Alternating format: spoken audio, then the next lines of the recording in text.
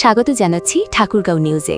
আমি তাসলিমা ইসলাম। ঠাকুরগাঁওয়ের পীরগঞ্জের ঐতিহ্যবাহী শিক্ষা প্রতিষ্ঠান পীরগঞ্জ পাইলট উচ্চ বিদ্যালয়ের ভারপ্রাপ্ত প্রধান শিক্ষকের বিরুদ্ধে নানা অনিয়ম, দুর্নীতি ও অসদাচরণের অভিযোগ উঠেছে।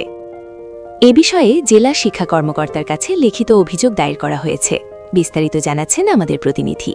ঠাকুরগাঁওয়ের পীরগঞ্জ পাইলট উচ্চ বিদ্যালয়ে ভারপ্রাপ্ত প্রধান শিক্ষক মোহাম্মদ শাহজালাল সাজুর বিরুদ্ধে অর্থ আত্মসাৎ, প্রশাসনিক অনিয়ম এবং ক্ষমতার অপব্যবহারের মতো গুরুতর অভিযোগ উঠেছে। মুজিবুর রহমান নামে এক ব্যক্তি জেলা শিক্ষা কর্মকর্তার কাছে লিখিত অভিযোগ দায়ের করেছেন। জানানো হয়েছে, জুলাই গণ অভ্যুত্থানের পর বৈষম্য বিরোধী ছাত্র জনতার আবেদনের প্রেক্ষিতে বিদ্যালয়ের তৎকালীন প্রধান শিক্ষককে সাময়িক বরখাস্ত করা হয়।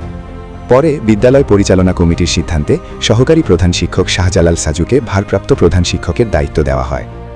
অভিযোগ অনুযায়ী বিদ্যালয়ের প্রায় ৬৫টি দোকানঘরের ভাড়া আদায়ে অনিয়ম করা হচ্ছে। নিজ ও পরিবারের সদস্যদের নামে কয়েকটি দোকানঘর নামমাত্র ভাড়ায় বরাদ্দ নিয়ে তা বেশি ভাড়ায় অন্যদের কাছে দেওয়ার অভিযোগ রয়েছে।